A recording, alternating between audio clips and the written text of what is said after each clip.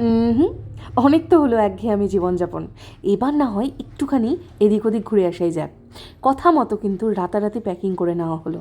আর আপনারা এই ছবিটায় অনেক ভালোবাসা দিয়েছেন। রাত ওই ধরুন 3টে নাগাদ, তখন আমরা এই টোনাটুনি বেরিয়ে পড়লাম আজকে ঘুরতে যাওয়ার উদ্দেশ্যে। না না, আমরা কিন্তু দুজনে যাচ্ছি না, সাথে রয়েছে অনেকেই। আর এই দেখুন, ছোট্ট করে একটা কিন্তু জন্মদিনের সেলিব্রেশন করা হচ্ছে।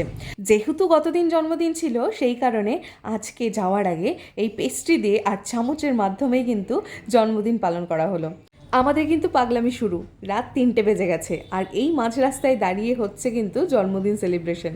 না, রাস্তায় দাঁড়িয়ে তো সেলিব্রেশন হলো। এবারে আমরা আমাদের এই ট্রিপের সবচাইতে বড় সদস্যকে নিয়ে কিন্তু পাড়ি দিলাম পাহাড়ে যাওয়ার উদ্দেশ্যে। তবে এবারও ব্যতিক্রম কিন্তু কিছু নয়। ওই 1.5 ঘন্টা নাগাদ টানা এক রাশে চলার পরে হঠাৎ কিন্তু গুরুগম্ভীর হয়ে গেল আকাশখানা। বৃষ্টি শ্রান্ত ভেজা পথের ওপর দিয়ে প্রত্যেকের মন ভালো করে আমরা আরও এগিয়ে গেলাম ঠান্ডার দেশে পাড়ি দিতে।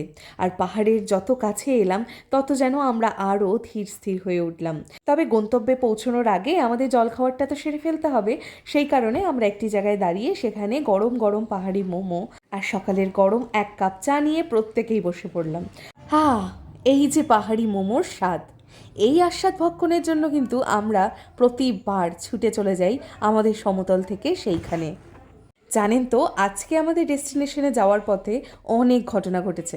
তবে সমস্তটা ব্লগে নিতে গেলে হয়তো ব্লগ অনেক বড় হয়ে যেত। আমরা প্রত্যেকে কিন্তু পেট পুজো করে আবারও এগিয়ে চললাম আজকে আমাদের এই হোমস্টেতে। গন্তব্যে পৌঁছানোর আগে আমরা কিন্তু 2 থেকে 3 বারের মতো রাস্তা ভুলে এদিক ওদিক ঢুকে গিয়েছিলাম, কারণ পাহাড়ে উঠলেই এক সমস্যা, সেটা হচ্ছে নেটওয়ার্কের। তবে যাই হোক, এতটা রাস্তা পাড়ি দেওয়ার পরে যখন আমরা আমাদের গন্তব্যে পৌঁছে যাই, আর পৌঁছে যখন এত সুন্দর একটা দৃশ্য চোখের সামনে আমরা দেখতে পাই, তখন কিন্তু আমাদের সমস্ত ক্লান্তি তুড়ি মেরে কিন্তু দূরে পালিয়ে যায়। আর আজকে আমাদের ডেস্টিনেশন চারখোল, কালিম্পংয়ের কাছে। পৌঁছতেই এই অপূর্ব ডেইজির সমাহার, আশপাশটা সবুজ চাদরে মোড়া। পৌঁছে যেন সমস্ত শরীর জীর্ণ হয়ে উঠল মেঘেদের স্পর্শে। ঠান্ডা হাওয়া, ঝিরিঝিরি বৃষ্টি, আর প্রিয় মানুষেরা। আশপাশটা যেন একদম অচেনা হলেও যেন নিজের মনে হচ্ছিল। এই হোমস্টেতে আমরা কিন্তু কটেজে ছিলাম, আর বাকিরা ছিল কিন্তু হোমস্টের রুমগুলোতে। এবারের ভ্লগগুলো কিন্তু একদম অন্যরকম। ছোট্ট ছোট্ট মুহূর্ত আর এত এনজয়মেন্ট, সমস্ত কিছুতে আশা করছি আপনাদের এই ভ্লগগুলো দেখতে ভীষণ পছন্দ হবে।